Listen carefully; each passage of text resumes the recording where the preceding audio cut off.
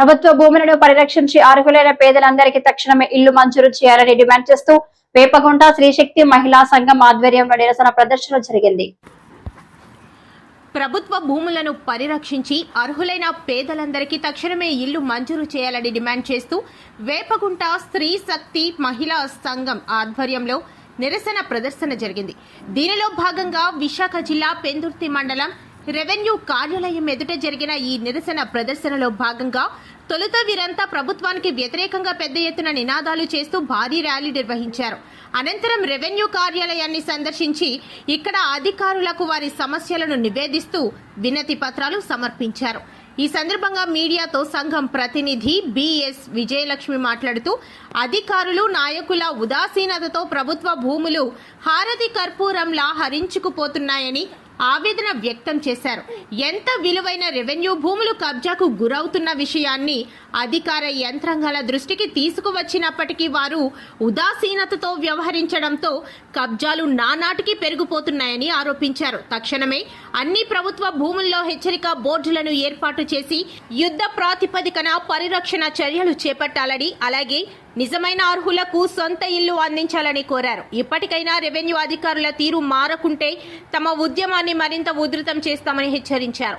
ఈ కార్యక్రమంలో సంఘం ప్రతినిధులు ఈ లక్ష్మీ దాక్షాయిని, సునీత, శోభ, కుమార్, బాబు, శివ, శంకర్, బాలు, రవి తదితరులు పాల్గొన్నారు.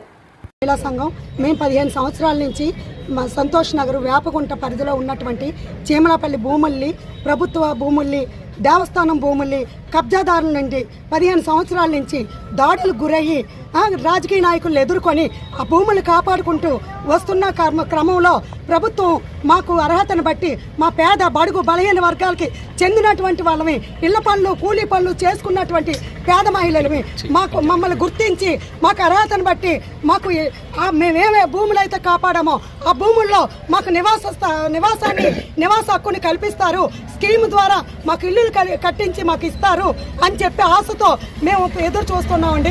ఎన్ని ప్రభుత్వాలు మారినా మా బ్రతుకులు, మా తలరాతలు మారలేదు. కాబట్టి ఇప్పుడు చెప్తున్నాము, ఎవరెవరు వచ్చి ఎక్కడెక్కడి నుంచి వచ్చి అర్హత ఇల్లులు ఉన్న వాళ్ళు కూడా, అర్హత లేని వాళ్ళు కూడా వచ్చి కబ్జాలు చేస్తున్నారు. అది రాజకీయ నాయకులు అండ, లేదా మన రెవెన్యూ డిపార్ట్మెంట్ కూడా చూసి చూడనట్టు చాప కింద నీరులాగా వ్యవహారాన్ని చూస్తున్నారు.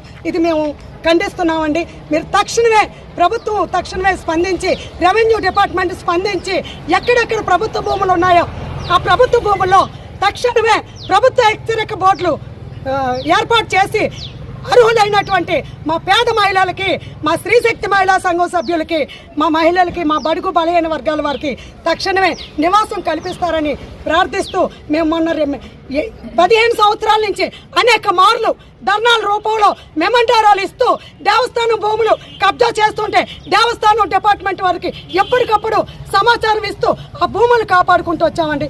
ఎవరు కూడా ఆ ప్రభుత్వ భూములు ఎవరు పట్టించుకోవట్లేదు, ఎవరు ఇష్టారాజ్యంగా వాళ్ళు వ్యవహరిస్తున్నారు.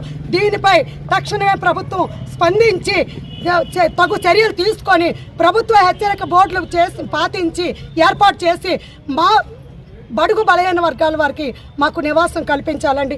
లేదా మేము ఇంత